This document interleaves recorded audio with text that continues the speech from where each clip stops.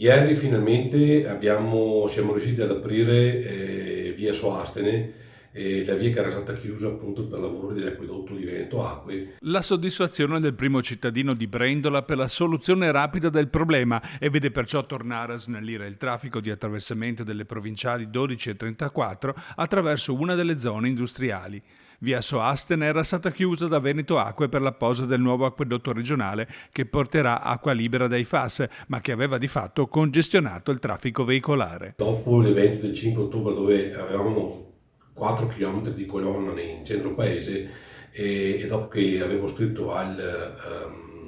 prefetto e al questore, Veneto Acqui si è messo di buona lena con le ditte e hanno lavorato giorno e notte e hanno anticipato l'apertura del cantiere di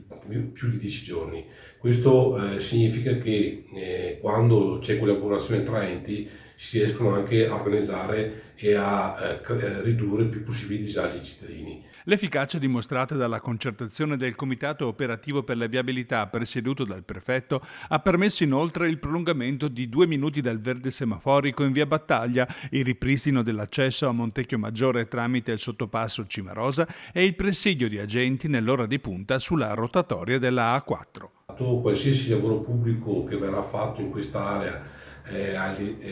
in concomitanza con i disagi già presenti della TAV, del casello da spostare e creeranno disagi. Io ho chiesto al prefetto e